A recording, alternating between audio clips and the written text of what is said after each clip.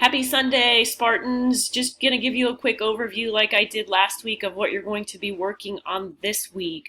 So last week was all about thinking about online learning expectations. You read some documents and some stuff online.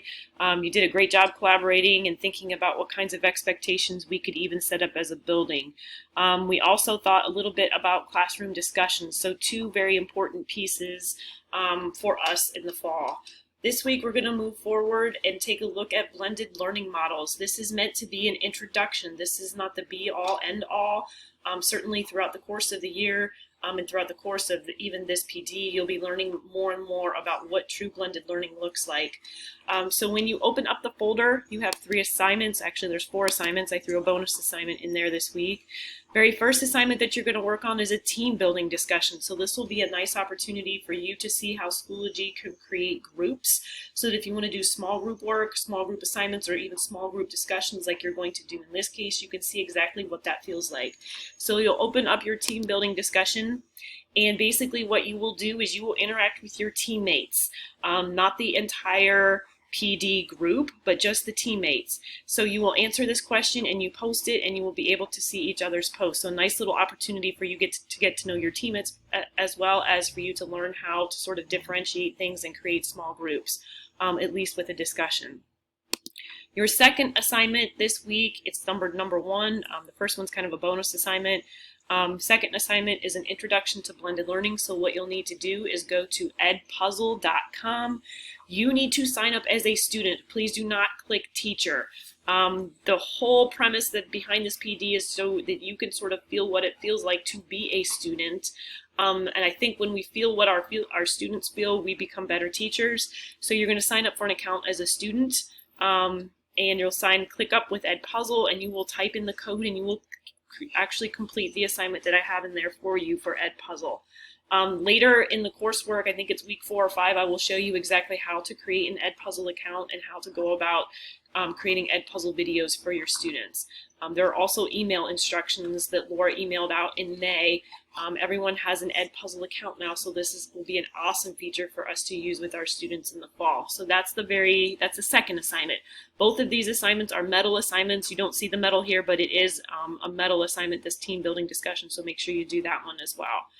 The second assignment is called Critical Learning Spaces, and so what you're going to have to do in this assignment is think about how a traditional classroom will differ from a digital classroom. So right now, you know the tools that you have in a regular classroom. You have a whiteboard, you may have a projector, you may have a smart board, you have chairs, you have desks, you might have markers, you have pencils, you have notebooks, you have textbooks, you have all of those sorts of things, but a digital classroom looks a little bit different. So there are critical learning spaces, and so you'll open up this document, you'll think about those critical learning spaces and the tools that you use for those spaces in a traditional classroom, and then you're going to think about, okay, so how can I transfer that? How can I modify what I would have done in my traditional classroom and make it useful in a digital classroom? What kinds of tools am I going to have to come up with for those critical learning spaces? You will open the document, and it's pretty self-explanatory. You're going to fill in the right-hand side of the chart, okay? This is a Google Doc assignment just like the one we had last week. That's the second assignment. Your third and final assignment kind of pulls, oops, I clicked on the wrong thing there. It pulls the first 2 assignments together, not the discussion so much, that's just sort of a team building activity. But basically what you're going to do is you're going to dig a little deeper. You're going to think about what else can you learn about a true blended learning model? So instead of me sort of lecturing you or creating a video for you on what that might look like, I'm going to put the learning in your shoes. And so you get to own this assignment just like you could create an assignment just like this for your students. Have them be the researchers, have them do the legwork. So you're going to find more information about one of these 3. You don't need to do all 3. Maybe pick the one you're most interested in or the one you think you will most likely use next year. There's the station rotation model, there's the whole group rotation, and there's the flipped classroom. So you'll need to have watched that first video in order to know what these look like.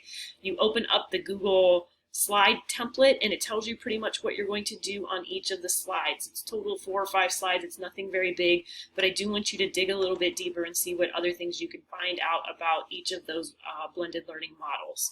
So that's a wrap on this week. The only other thing I will point out to you is in our course. I have added a folder. I put it right up here at the top. How do I do that is what it's called. So basically what I did is I created a video for you on how to do things in Schoology. So now that we have 1 week done, maybe you want to know, okay, that's all fine and dandy. She had us do a discussion, she had us do a Google app assignment and so forth. How would I do that for my students? So you can open that folder up, and I've linked a video in here. All you have to do is click on the video link right here, and I will show you exactly how to go about setting up those discussions, how to align them to objectives, how to individually assign things, how do I create a Google Doc assignment in Schoology, and so forth. So that's going to be a nice little folder for you to refer back to.